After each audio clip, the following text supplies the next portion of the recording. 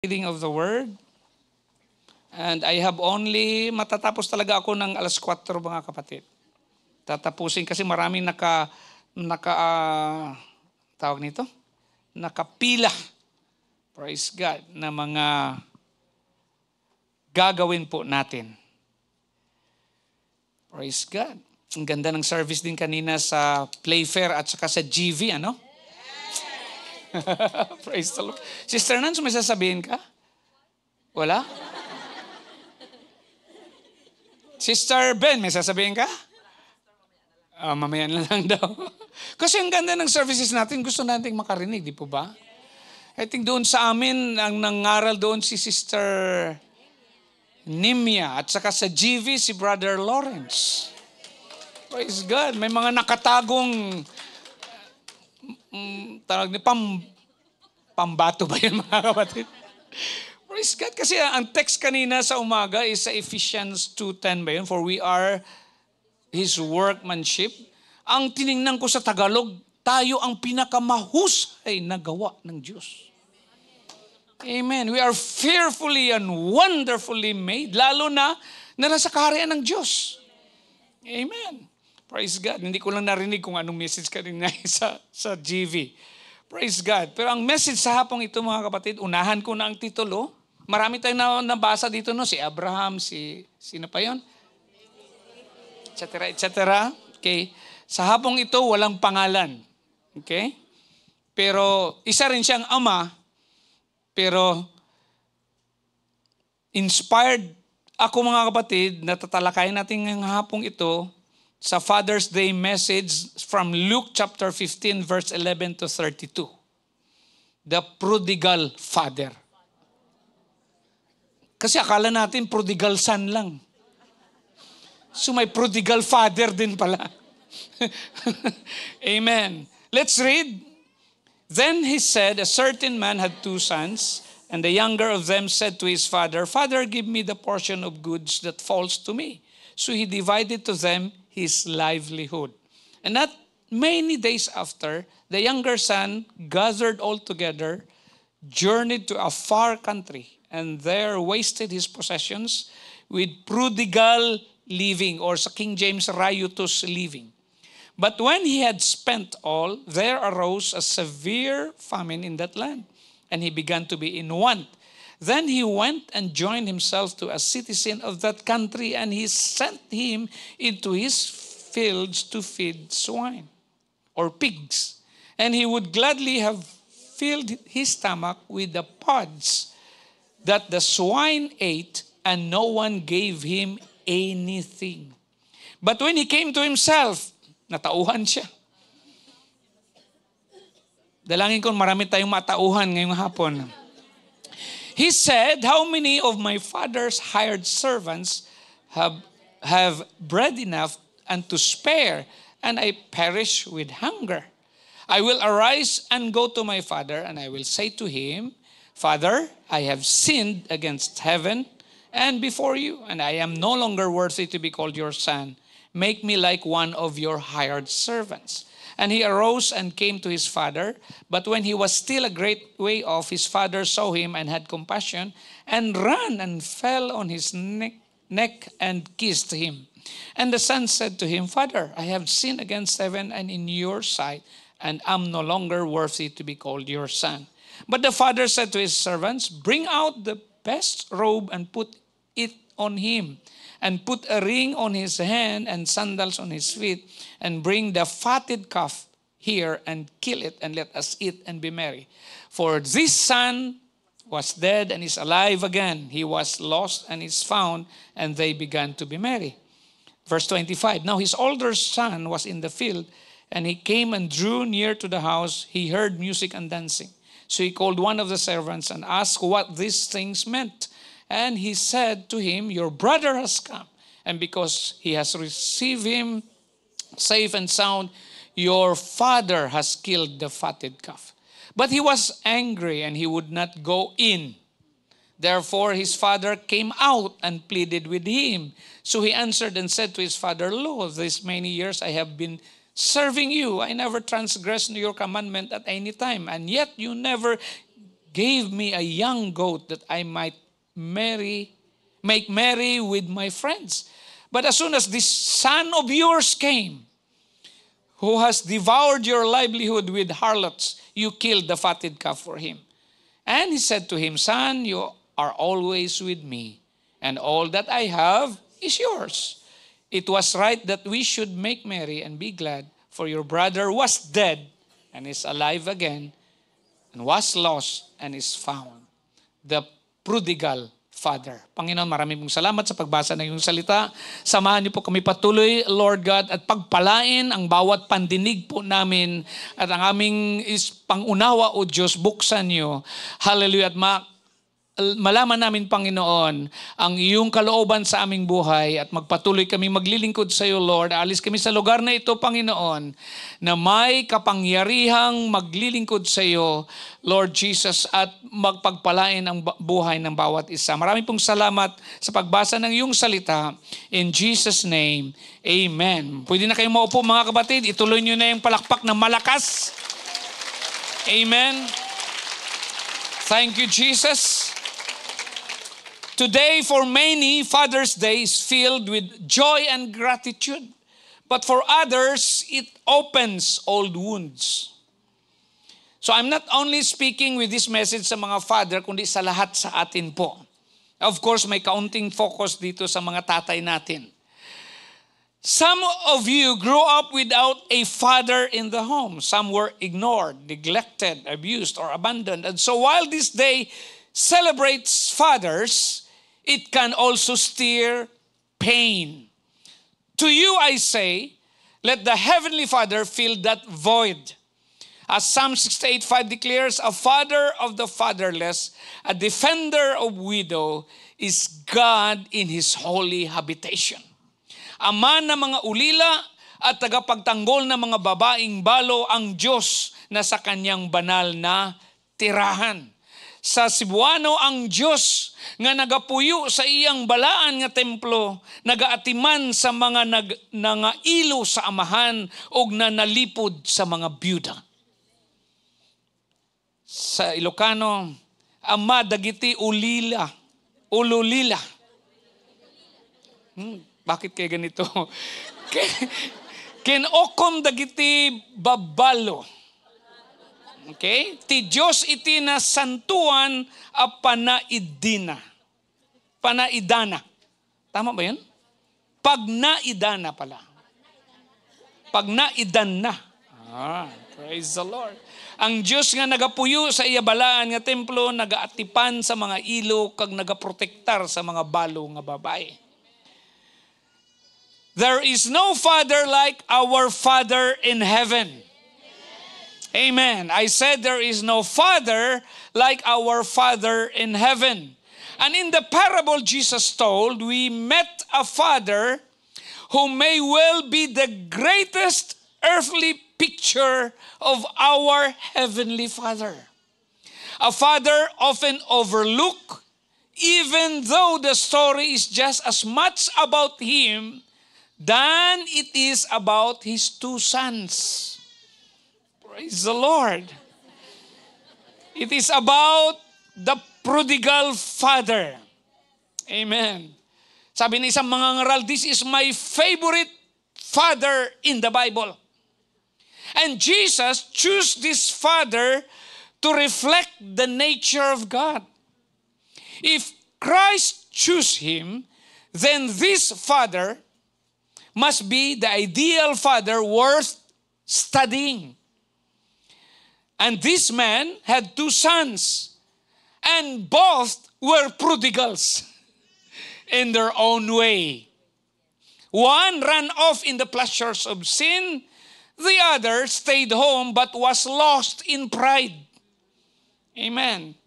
The story we call the prodigal son is just as much the story of the prodigal father. A father who was extravagant, overflowing in love, and unmeasured in grace. Amen. So masabi natin, mga kapatid, na prodigal din siya, pero sa positive way. At taglay niya, mga kapatid, ang nature of God. So, sa hapong ito, mga kapatid, magtatanong tayo, so what kind of father was he as in the scriptures? Okay? Number one, he was an approachable father. Madaling lapitan. We read that the younger son came directly to him asking, Father, give me the portion of goods that falls to me. Ama, ibigay mo sa akin ang bahagi ng kayamanang nauukol sa akin. Miingon ang manghod ngadto sa iyang amahan, Tay, ihatag na kanako ang akong bahin sa katigayunan. Katigayunan pala yun. Ama, ited mo kaniak ti pasit dagiti kukuwang, pasit dagiti kukwam, panakabagik. Panakabagik. Amen. Nagsiling ang manghod sa iya, Amay, Tay, ihatag na sa amon ang akon parte nga palanublion. This suggests a great deal. He was a father his son could talk to. Isa siyang ama na hindi nahihiya o natatakot ang kanyang mga anak na lumapit sa kanya. Praise the Lord. Bato-bato sa langit sa mga tatay natin dito ngayon. Malalapitan ba kayo ng inyong mga anak? Or kahit mga nanay. Di po ba, mga kapatid? Praise God. He may have raised these boys alone. According sa text, hindi nabanggit pala kung nasaan na ang mga nanay nito. The mother is not mentioned. Perhaps she died years earlier. And this man, according to the scripture, appears wealthy. He has many servants, but he is not distant. Yung iba, di ba, na mga mayayaman, parang malayo sa ibang tao, lalo na sa kanyang pamilya. Praise God. Pero itong tatay na pinortray dito, mga kapatid, praise God, he is an approachable father. This father allowed his sons to speak. May mga tatay na hindi makapagsalita ang kanilang mga anak. Kaya tuloy, nung lumaki ang kanilang mga anak, mga pipi. No words to say. He was a father that allowed his son to dream. Di ba? Even when it meant watching him walk away, yung younger son. And when the son's dreams of the far country, yun ang dream, di lang far country, turned into a nightmare of poverty and shame, it was his father he thought of. Kahit na nasa doon sa kapighatian o doon siya, mga kapatid, sa famine, mga kapatid, itong ang manghod or ang bunsong, hindi man natin masabing bunso, no? Basta yung isa. yung pumunta sa far country, mga kapatid. Sa kanyang sitwasyon, ang unang maisip niya, si tatay. He remembered. Why? Because his father is approachable. Po ba? Even sa kanyang kapighatian doon, o masasabi natin sa kanyang sitwasyon, even from the pig pen. Anong sabi niya sa verse 18? I will rise and go to my father. Titindig ako. Ibig sabihin, nakaupo siguro ito, mga kapatid, o baka nakagulo o gapang na ito sa gutom. Amen. At pupunta ako sa aking ama. And so it is with our Heavenly Father. Anong sabi niya sa Matthew 11:28? Come to me, all you who are weary and burdened, and I will give you rest. Lumapit kayo sa akin, kayong lahat na nanlulupaypay at lubhang nabibigatan, at kayo'y bibigyan ko ng kapahingaan. Duol kamo kanako, kamong tanan nga kapuyan o gibugatan o papahulayon ko kamo. Umay kayo kaniak da kayo, amen. Amin. Nga agrigrigat ken madagdag sinan tapagi nanain kay to. Amen. Palapit kamo sa akon, tanan kamo nga ginabudlayan, kag ginabugatan, kag papahuwayon ko kamo. Praise God. He is an approachable Father. Jesus is an approachable Father. No matter where you've been, what you've done, or how low you've fallen, you can always come home to your Father. Praise the Lord. Palakpakan natin ating dakilang Diyos. Hallelujah. Amen. So ano man, praise God, hallelujah. Kaya nga mga kapatid, di ba? Saan ang ating bahay? Where is our home? Our home is in heaven. Praise God, hallelujah. Letter B or pangalawa mga kapatid, a father who has associated with heaven. Pag naisip mo, ang tatay na ito or ang amang ito mga kapatid ay nauugnay siya sa langit. Dahil anong sabi ng kanyang anak? Father, I have sinned against heaven and before you. Ama, nagkasala ako laban sa langit at sa iyo. Tay, nakasala ako sa Diyos ug kanimo. Ama, nakabasulak iti maikaniwas. Oh, iti langit ken iti sangguan anam. Alam niyo yun, di ba? Alam niyo. Tay, nakasala ako sa Diyos kag sa imo. This line reveals much. When he thought of heaven, he couldn't help but think of his Father. And when he thought of his Father, heaven came to mind. Praise the Lord.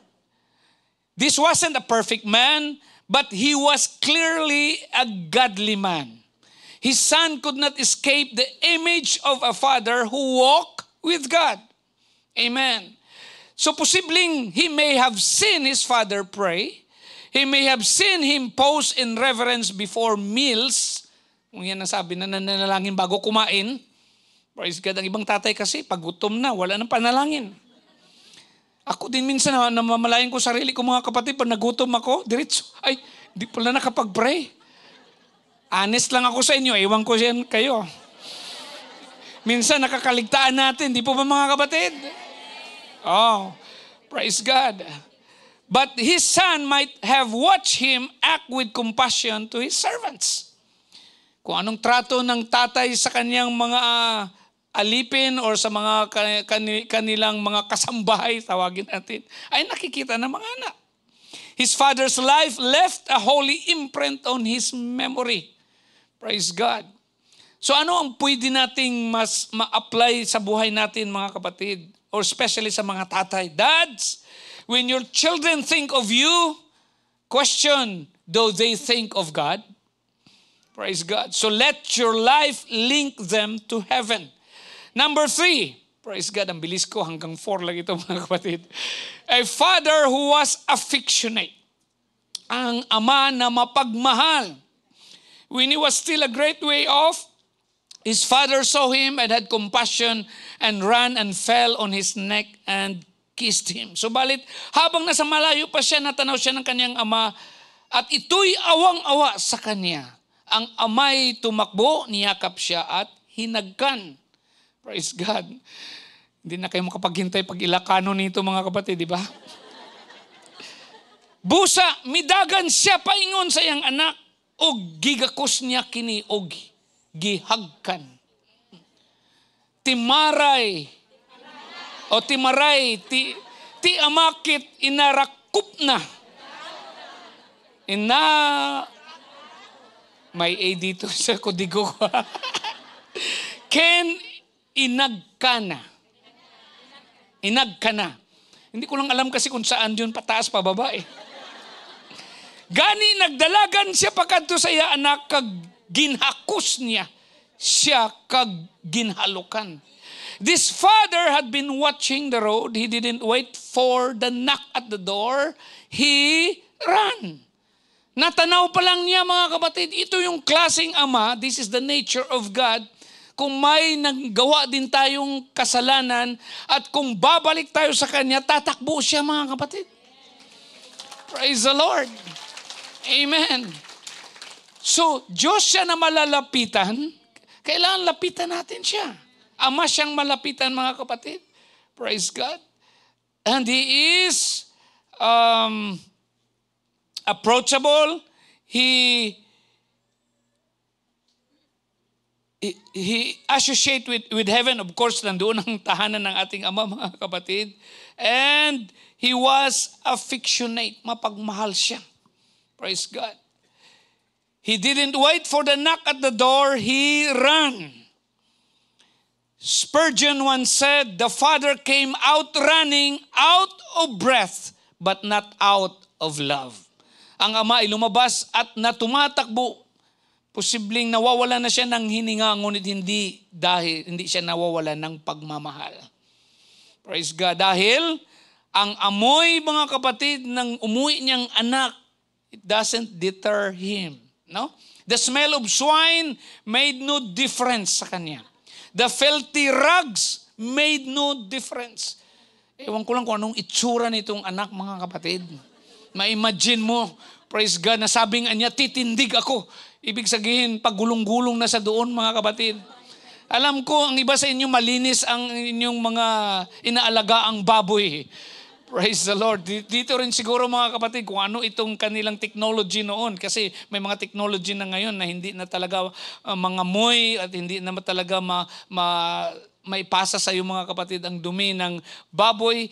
Praise the Lord, na inaalagaan. Ngunit sa amang nating nasa langit, mga kapatid, at dito sa example natin dito sa prodigal father, ay hindi niya ininda yun, mga kapatid. Praise God. Kahit hindi niya nga hinanap kung nasaan ang pera. No? The wasted inheritance didn't matter to him. Sa tatay na ito. Ang importante sa kanya, ang anak niya ay umuwi. Praise God. Praise the Lord. He loved him out loud. This was not cold manhood. This was holy fatherhood, affectionate, tender, eager to restore. Amen. Our Heavenly Father's love doesn't wait for you to clean up. It meets you in your mess and wraps you in grace. Amen. So hindi mo na kailangan actually sabihin na aayusin pa bago ka lumapit sa Diyos. Salamat sa nagpabaptize sa hapong ito. Praise God. Yan ang nararapat gawin dahil tutulungan tayo ng Diyos na lilinisin ang ating buhay. God will guide us, help us, strengthen us to do His will. And number 4, a father who was assuring to both sons. Isa siyang ama, mga kapatid, praise God, na may pagtitiyak sa mga anak. The younger, he said, bring out the best robe, put a ring on his hand, sandals on his feet. Dalhin ninyo rito ang pinakamagandang kasuotan at isuot ninyo sa kanya. Lagyan ninyo ng singsing ang kanyang daliri at mga sandalyas ang kanyang mga paa. Hindi ko nasasabihin sa Ilocano. The older son who struggled with pride and jealousy, he said, Son, you are always with me. All that I have is yours. Anak, ikaw ay palagi kong kasama. Ang lahat ay nang sa akin ay sa iyo. Praise God. He didn't dismiss either. He didn't shame them. He assured them both of their place in His heart. That's why even when we fail, the Father remains faithful. Amen. Hallelujah. Sa story dito ng Panginoon, mga kapatid, ito yung ipinahawa sa atin. So in application, your failures have not moved you away from His love. You may be far from Him, but He is never far from you. Praise the Lord. Hallelujah. Praise the Lord. Thank you, Jesus. Thank you, Lord. So, in conclusion, we call the story the prodigal son, but perhaps the real prodigal, the one most extravagant, is the Father. Praise God. Our Heavenly Father is approachable in our rebellion. Praise God. Our Heavenly Father associated with heaven in our hearts. Di ba? Pag sabi natin maglingkod tayo sa Panginoon, uugnay kaagad tayo sa langit. Amen. Our Heavenly Father is affectionate in our return. Amen. And our Heavenly Father is assuring in our shame. Kahit alam niya na ang iyong kalagayan, amen, hindi niya na uulitin. Hindi siya itong tatay nagsasabi nga, meresi. Buti sa'yo. Di ba? Amen. Kung hindi, mga kapatid, assuring siya. Amen. Hallelujah. Sa dalawa niyang prodigal na anak. So will you stand? So wherever you are today, sabi ko sa inyo, mabilis lang ito. Matapos ako 4:00. Amen. Wherever you are today, I know you are here in Henderson. Praise God. But in your life, mga kapatid, maybe you are in the pig pen of bad choices. Kaya ingatan natin itong ating choices. Baka mag-end up tayo doon, mga kapatid, sa Tagalog yung pig pen? Ayun, alam nyo na. Hindi ko lang sasabihin dito. Minsan, sa kulungan ng baboy tayo, mga kapatid. Praise God. Nahahantong. Wherever you are today, maybe you are in the shadows of pride. Yung iba, sabihin nila na, ako yung pinaka-humble dito. No?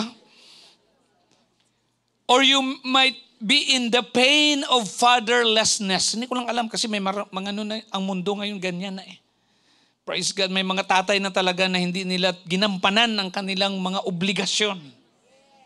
Amen. Praise God, marami na sa panahon natin ngayon. Praise God. Ang bilis lang kasing gumawa ng anak. Ang hirap gampanan ang magiging tatay sa anak. Praise the Lord. Kaya no wonder, sabi nga ni Paul, mga kapatid, praise God, sa Ephesians chapter 4, dinadress niya ang mga duties, mga responsibilities ng pamilya. Una, sa nanay, pangalawa, sa anak. Pero nung pumunta na siya, mga kapatid, sa verse 4, sabi niya, you fathers, dinagdagan niya ng you, fathers. Sa panahon nila, na kung sa panahon natin ngayon, talagang tinuro. You, Father. Be an example to your children. Amen. Praise the Lord. So anyway, wherever you are today, in whatever painful situation you are in right now, ang altar call natin is, come now to the Heavenly Father. Posible wala kayong naintindihan or kaunti lang inyong naintindihan, sisilyuhan niya ng Panginoon sa ating altar call, mga kapatid. And please note, He is running toward us. He is running toward you. He is not out of breath. And He is never out of love. Panginoon, marami pong salamat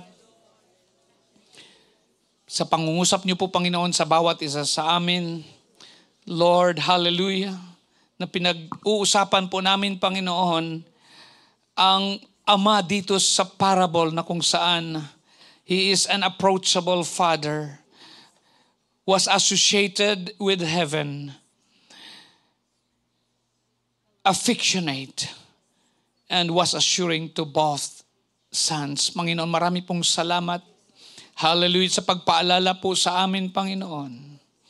Hallelujah, I believe, Lord Jesus, Lord God, na nangungusap ka sa bawat isa sa amin, Panginoon.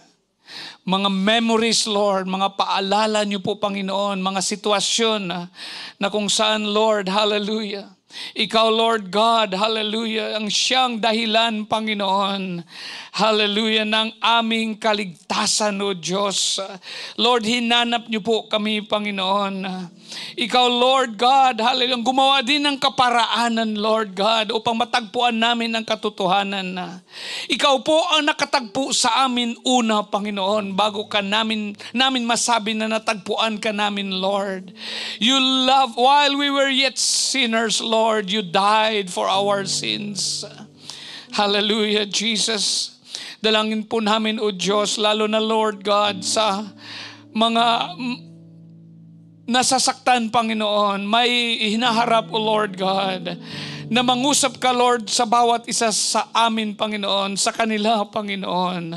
Hallelujah, Lord Jesus. At iparamdam niyo po, Panginoon, ang iyong pagmamahal. Ipadama niyo po sa oras na ito, Panginoon. Hallelujah. You are an extravagant Father.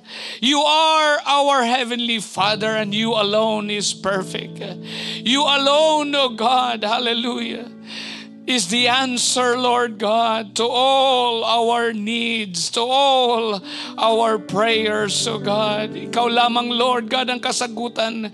Kahit na, Lord God, hallelujah, hallelujah, Lord, ang mga pangyayari sa mundong ito, Panginoon. Hallelujah, mga sakuna, Panginoon, ang mga disgrasya, Lord God. Hallelujah, ang mga tragedy, Panginoon, na-experiensyahan, Lord God, ng iyong mga nilalang at ang iyong mga anak, Panginoon. I know, Lord God, that you have a heart for each and every one of us. So Lord, I pray, lalo na sa hindi pa nakakilala sa iyo, Panginoon, at bagong nabautismuhan sa araw na ito, Lord. Hallelujah, punuin niyo po kami, Lord God, ng iyong banal na Espiritu, Lord. Hallelujah, na magpapatibay at magpapalakas sa bawat isa sa amin. Lord, have your way, O God, to each and every one of us, Lord, in this place, O God. Hallelujah, Lord, at inaangkin namin, Lord God, at tinatanggap, Panginoon. Hallelujah, Lord, ang iyong biyaya, ang iyong, Lord God, awa sa oras na ito, Panginoon, ang iyong pagpapatawad, Lord. Lord, nais naming manumbalik sa iyo, Lord God. Nais naming patuloy kaming konektado sa iyo, Panginoon. We want to abide in you, Lord.